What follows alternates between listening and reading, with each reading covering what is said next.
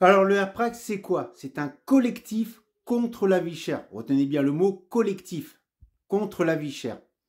Depuis qu'ils ont commencé à se mettre en action, le groupe Bernard Ayot, qui détient un monopole sur les grandes surfaces en Martinique et dans les Antilles, a été obligé de publier ses chiffres au tribunal du commerce, comme la loi l'impose. Mais la loi, le groupe Bernard Ayot, ils s'en foutent.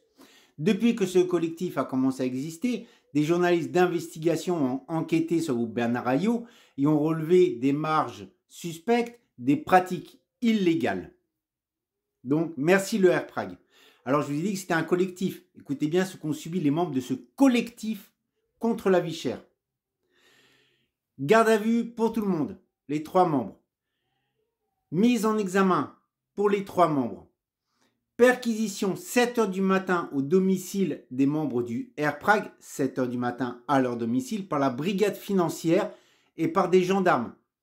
Ça veut dire que c'est un collectif, une petite association. Il n'y a pas eu de plainte qui a été déposée contre eux, mais on envoie brigade financière, gendarmes, 7 h du matin chez eux, plus ces gardes à vue, plus ces mises en examen. Le responsable, le leader du AirPrag, s'il lui retrouve aussi quelques jours en prison, parce qu'il a la mauvaise idée de dire on va s'attaquer au maire de la Martinique, puisqu'un avocat a quand même dit que le groupe Bernard Ayot avait acheté des élections en Martinique. On va s'attaquer.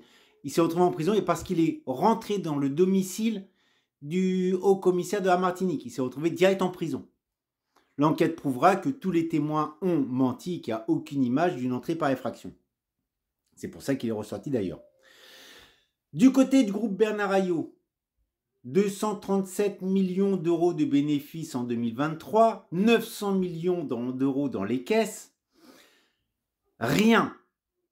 Pas de garde à vue, pas de perquisition, pas de mise en examen. Pourtant, je pense que c'est du côté de ce groupe qu'on devrait faire des perquisitions pour les chiffres, pas du côté d'un petit collectif contre la vie chère. Pas de perquisition.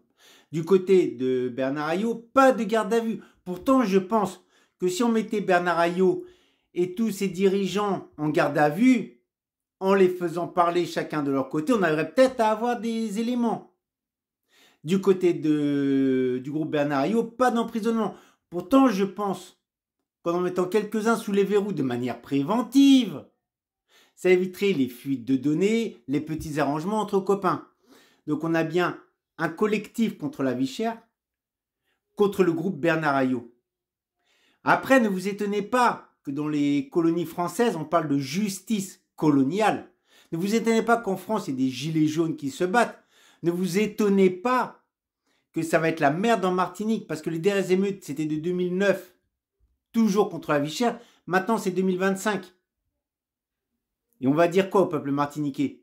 Attendez encore quelques années, on va mettre une petite amende au groupe Bernard Ayot. Collectif contre la vie chère, garde à vue, emprisonnement, mise en examen, perquisition. Ça va la pression? Ça va, vous mettez pas trop la pression? Tranquille, hein, tranquille. Hein. Bernard Ayot, lui, il est tranquille. Hein.